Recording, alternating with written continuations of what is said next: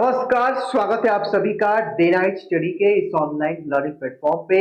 वर्ष 2024-25 के लिए काशी विद्यापीठ में काउंसलिंग की प्रक्रिया शुरू हो गई है और ऐसे में 2 से 3 डाउट्स आप सभी के हैं।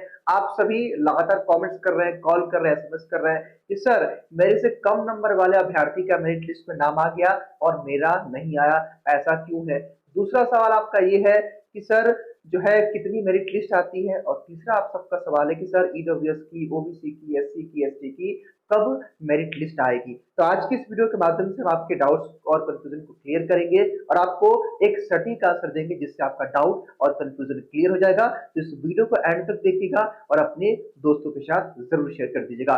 ये काशी विद्यापीठ की ऑफिशियल वेबसाइट है और मैं आपको फिर से रिमाइंडर देना चाहता हूँ कि आज हम इन 3 टॉपिकों पर डिस्कस करने वाले हैं। ये टॉपिक्स क्या है भाई? सबसे पहला जो आपका डाउट है, आपका डाउट क्या है कि सर मेरे से कम नंबर वाले अभ्यर्थी का नाम आ गया, मेरिट लिस्ट में मेरा क्यों नहीं आया है, पहला सवाल। और ईडब्ल्यूएस, ओबीसी, एससी, एसटी की लिस्ट कब आएगी और कितनी मेरिट लिस्ट आएगी उसकी हम चर्चा करने वाले हैं।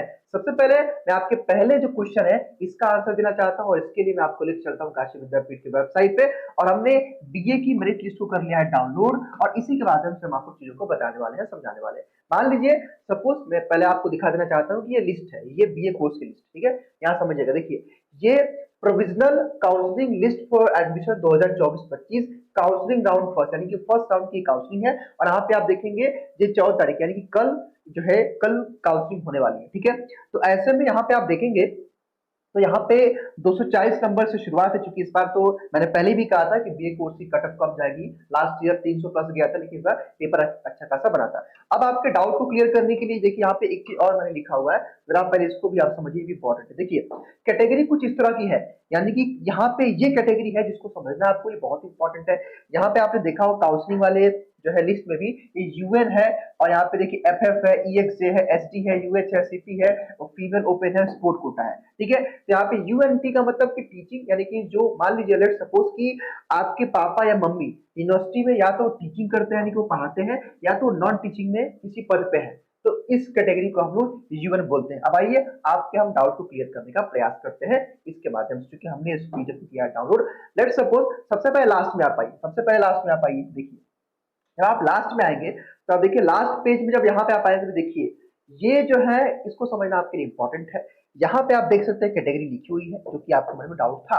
यहाँ देखिए क्या लिखा हुआ है, यूएन लिखा हुआ है और यूएनआई लिखा है, यानी कि ये दो ऐसे अभ्यर्थी है, यानी कि संगीता कुमारी और किशन कुमार, ये दो ऐसे अभ्यर्थी है जिनके जो है पापा या तो मम्मी वो यूनिवर्सिटी में स्टाफ है, ठीक है। एन का मतलब क्या है, नॉन टीचिंग में है, ठीक है। अब देखिए कि इनका मार्क्स 128 है और 120 है, लेकिन इनका आराम से एडमिशन हो गया, इनका जो है मेरिट लिस्ट में नाम आ गया, बिकॉज इनकी कैटेगरी देखिए, इनका यूएनआर में यूनिवर्सिटी है, यानी कि इनके पापा या तो मम्मी कोई होगा जो यूनिवर्सिटी में जो है नॉन टीचिंग में है, इसीलिए इनका नाम आ गया है।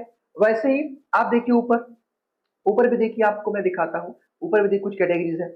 यहाँ पे अब देखिए, यहाँ पे आप देखिए ये अभ्यर्थी लगभग 1 से लेकर 8 अभ्यर्थी हैं, जरा मेरी बात को समझिएगा।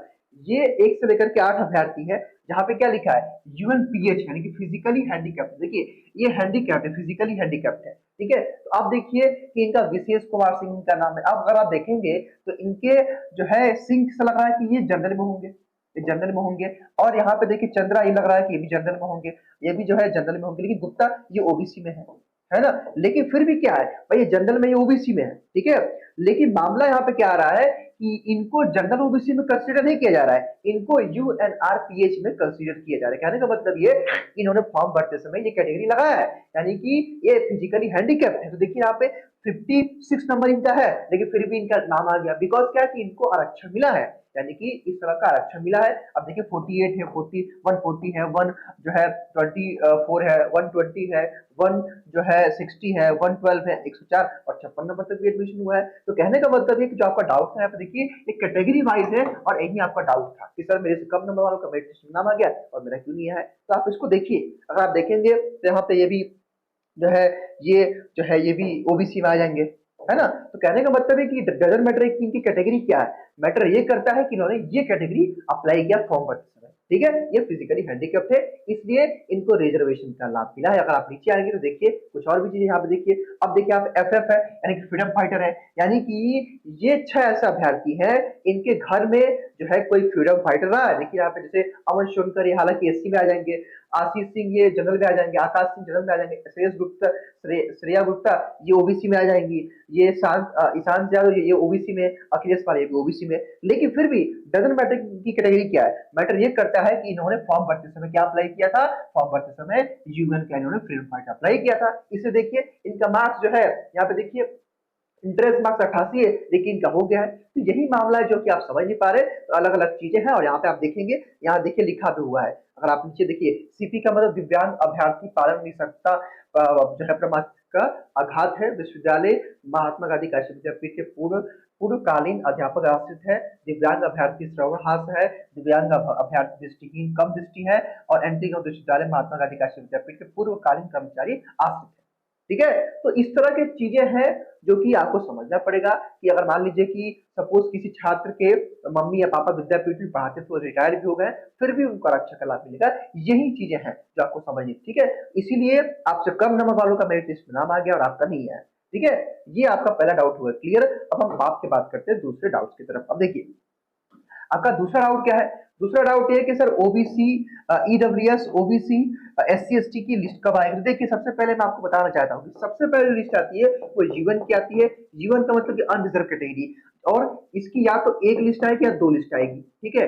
अब ये मैटर करता है, अलग अलग पोस्ट में वेरी कर सकता है। उसके बाद क्या होगा कि फिर आएगी ईडब्ल्यूएस की लिस्ट आएगी, ठीक है। उसके बाद ओबीसी की आएगी, उसके बाद एससी की आएगी, और उसके बाद एसटी की आएगी। कहने का मतलब ये कि कैटेगरी वाइज भी लिस्ट आएगी। अभी सभी कोर्सेज में ओपन कैटेगरी, अनरिजर्व कैटेगरी की लिस्ट आई है। अभी ओबीसी की, एससी की, एसटी की, ईडब्ल्यूएस की सभी की लिस्ट आनी बाकी है। तो आपको इंतजार करना पड़ेगा, स्टेप बाय स्टेप हर वीक में एक लिस्ट आएगी। अब मैटर ये करता है कि मे बी अगले हफ्ते ओबीसी की आ जाए, फिर ईडब्ल्यूएस की आए, या फिर पहले ईडब्ल्यूएस की आ जाए फिर ओबीसी की आ जाए। तो ये अलग अलग वीक में अलग अलग जो है कैटेगरी वाइज लिस्ट भी आती रहेगी। अब अगला सवाल आता है कि सर कितनी मेरिट लिस्ट आएगी। देखिए मिनिमम किसी भी कोर्स में 3 लिस्ट आती है। हालांकि ये भी category wise, course wise very कर सकता है। लेट सपोज मैं एग्जांपल के तौर पर आपको समझाता हूं कि इस बार क्या हुआ, बीकॉम में फर्स्ट जो अनरिजर्व कैटेगरी की लिस्ट आई थी, अब उसमें क्या हुआ था जरा समझिएगा मेरी बात को आप, कि उसमें विद्यापीठ में 50% ही बच्चे गए थे। अब जब सोचिए 50% बच्चे तो नहीं गए, तो उस केस में अब जहां 3 आना था वहां पे 40 भी आ सकती है। ध्यान दीजिएगा, अगर उस कोर्स में पेड सीट है तो पेड सीट सबसे लास्ट में आता है, यानी कि जब रेगुलर सीटें फुल हो जाएंगी तब पेड सीट की अलग से लिस्ट आती है। हालांकि मैंने पहले ही कहा कि कुछ कोर्सेज में जो है ये वेरी कर सकता है, कहीं पे 3 लिस्ट आएगी तो सीट फुल हो जाएगी, तो काउंसलिंग की प्रक्रिया स्टॉप हो जाएगी। अगर मान लीजिए कि भाई 3 लिस्ट किसी कोर्स में आ गई और सीटें बची हैं तो फिर से लिस्ट आएगी, अगर वही सीटें नहीं बची है तो आपका एडमिशन क्लोज हो जाएगा। तो कहने का मतलब ये, मैंने आपसे पहले भी कहा था कि अभी आपके कोर्स में, याद रखिएगा मेरी, 15 नवंबर तक काउंसलिंग की प्रक्रिया चलेगी। ठीक है, मिनिमम बता रहा हूं मैं आपको, मिनिमम। इवन ये पूरा नवंबर भी जा सकता है, इस बात की जो है कोई पॉसिबिलिटी नहीं है कि कब तक होगा, लेकिन हाँ मिनिमम आपका 10-15 नवंबर तक जाएगा। अभी पहली लिस्ट राउंड है, अभी इस महीने के एंड दूसरे राउंड की काउंसलिंग होगी, फिर तीसरी हो जाएगी, चौथी जाएगी, पांचवी तक जाएगी। अब मैटर करता है कौन सा कोर्स है, कितनी सीट बची, कितनी सीट नहीं बची। तो कहने का मतलब है कि आपको इंतजार करना पड़ेगा, सभी कोर्स की लिस्ट यहाँ पे आती रहेगी। ठीक है, तो ये आपके डाउट्स मैंने, आई थिंक मैंने आपको डाउट्स को क्लियर कर दिया है। एक चीज मैं और आपको बताना चाहता हूँ जो आप याद रखिएगा, यहाँ पे कि जो बच्चे ओपन कैटेगरी की बात करते हैं जरा समझिएगा कि पहले किसी भी पोस्ट में जो लिस्ट आती है वो अनरिजर्व की आती है, ओपन कैटेगरी की आती है। अब यहाँ पे देखिए जो पहली लिस्ट आई हुई है, यहाँ पे आप देखिए जरा समझिएगा मामला को आप। अब देखिए यहाँ पे क्या लिखा है, यूएन ओपन। यूएनआर का मतलब क्या होता है ओपन में, कि चाहे आप ओबीसी से हैं, एससी से, एसटी हैं, आप अनरिजर्व में आपका एडमिशन हो रहा है, यानी कि आपको अनरिजर्व में एडमिशन दिया जा रहा है। देखिए एग्जांपल के तौर पर देखिए, अब ये सूरज कुमार है, इनके पापा का नाम है राम नारायण यादव, तो ऑब्वियस सी बात है कि ओबीसी में है, लेकिन अब इनका यूएन कैटेगरी में एडमिशन हो रहा है। इसका मतलब है कि कैटेगरी चेंज नहीं हो रही है, इनको जो है ओपन में रखा गया है क्योंकि इनका मार्क्स अच्छा है। वही देखिए नीचे देखिए, अब इनका निशान जायसवाल है, जयप्रकाश जायसवाल, ये भी ओबीसी में है। यहाँ पे ये भी रवि आदित्य श्रीवास्तव, आई थिंक कि शायद ये जनरल में होंगे। अब देखिए ये मारियम खान आई थिंक ये ओबीसी या जनरल में होंगे। अब देखिए यशदीप सिंह ये तो मेरे ख्याल से होंगे जनरल में। अब देखिए साक्षी विश्वकर्मा ये भी शायद जनरल में होंगी, उत्कर्ष सिंह ये भी जनरल में होंगे। तो कहने का मतलब कि इसमें देखेंगे तो आप देखिए मीन शंकर ये एससी में आते हैं, ठीक है। हालांकि मेरे कहने का मतलब है कि यहाँ पर कैटेगरी देखिए या तो है ओबीसी एससी एसटी है, लेकिन समझना आपको यह है कि इनका चूंकि मार्क्स अच्छा है, इनको इसीलिए ओपन कैटेगरी में रखा गया है। लेकिन इसके बाद जनरल के बाद ईडब्ल्यूएस की अलग से आती है कट ऑफ, ओबीसी का अलग से कट ऑफ आएगी, एससी एसटी का अलग से कट ऑफ आएगी, ठीक है। तो आई होप कि आपका डाउट कंफ्यूजन क्लियर हो गया होगा। इसके बाद भी अगर कोई डाउट कंफ्यूजन है तो कमेंट बॉक्स में बताइए, देने से आपके प्रॉब्लम को सॉल्व करेगा। बहुत बहुत शुक्रिया।